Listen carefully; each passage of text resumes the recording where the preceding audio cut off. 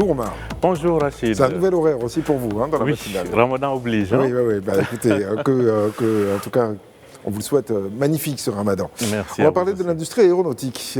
On parlait hier de l'industrie automobile qui va mal. Alors par contre, pour l'industrie aéronautique, c'est florissant. Oui, c'est florissant et on peut dire même qu'on est en train d'assister à quelque chose d'assez inédit. On n'a jamais vu autant de carnets de commandes se remplir pour les constructeurs aéronautiques. On n'a aussi jamais vu peut-être autant de bénéfices accumulés. Hein. Les bénéfices, les résultats commencent à être annoncés. Alors comme on le voit, on commence d'abord par le constructeur européen Airbus. Airbus qui a annoncé aujourd'hui des bénéfices de plus de 23% en 2025. Eh bien, cela fait plus de 5,2 milliards d'euros de bénéfices en une seule année pour le constructeur donc européen Airbus. Alors Airbus n'est pas le seul à recevoir des carnets de commandes plein. On va voir aussi le cas de Boeing. Boeing, c'est le constructeur américain. Il faut noter qu'actuellement, Boeing compte plus de 6100 commandes d'avions dans ses carnets de commandes. C'est extrêmement important et les commandes continuent d'ailleurs de s'accumuler puisque des compagnies asiatiques notamment viennent de conclure de nouveaux contrats donc avec le constructeur américain, le constructeur qui peine, disons même dans une certaine mesure, à répondre favorablement au rythme donc de livraison des avions puisque durant le mois de janvier, seuls 46 avions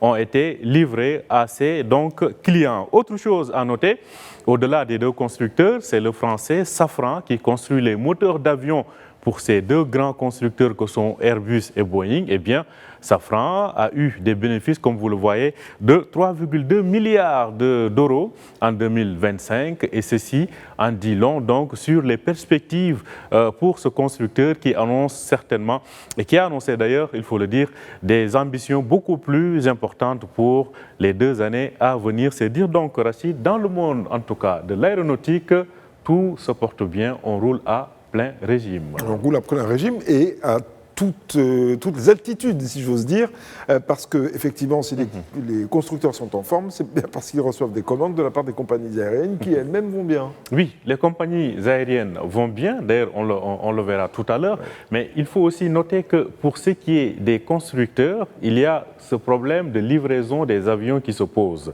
Parce que, comme je le disais tout à l'heure, Boeing n'est qu'à 46 livraisons par mois. C'est assez bas. Pour ce qui est de l'autre concurrent européen, à savoir Safran, ils en seront à 850. L'objectif, c'est de livrer jusqu'à 870 avions.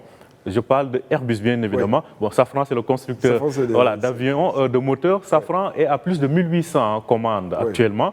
Alors Airbus, lui, envisage de livrer jusqu'à 870 avions durant cette année 2026. Si vous faites le calcul par mois, c'est au-delà de 70 avions qu'il faut livrer par mois. Alors, vous me parliez des compagnies aériennes. Justement, les compagnies aériennes, il y a le cas de Air France. Air France qui a annoncé, il faut le souligner, qui a annoncé ce matin même des bénéfices de 1,7 milliard d'euros avec Air France KLM, donc le groupe franco-néerlandais. C'est dire que les compagnies aériennes également se portent très bien, Rachid. Les années du Covid-19 sont définitivement tournées. La situation est dans le vert et elle est florissante.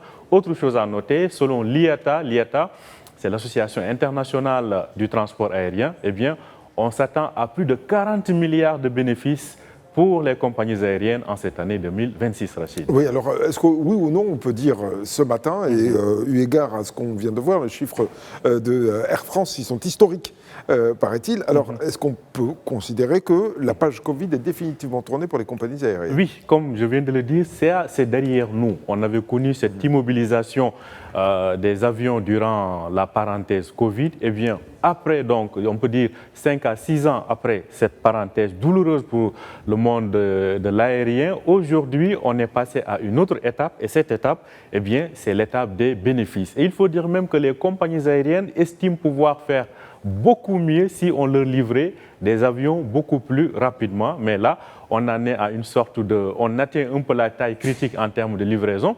Et je rajouterai que les avionneurs sont en train aujourd'hui d'ouvrir ou d'externaliser certains services. C'est le cas de Airbus et Safran qui vont ouvrir des usines ailleurs qu'en Europe. On a vu le cas ici au Maroc avec ces annonces et ces implantations depuis quelques mois en termes de construction et de maintenance d'avions. Ce sera le cas aussi dans d'autres pays comme l'Inde, qui va recevoir pas mal d'usines et de construction de moteurs d'avions sur son territoire en compagnie donc ou en partenariat avec notamment le français Safran, ce qui en dit long sur les carnets de commandes qui sont pleins aujourd'hui et il faut donc ouvrir plus d'usines, employer beaucoup plus à travers le monde pour pouvoir répondre à la persistance et à l'insistance des compagnies aériennes. Merci beaucoup Oumar Baldé, c'était la Story Echo.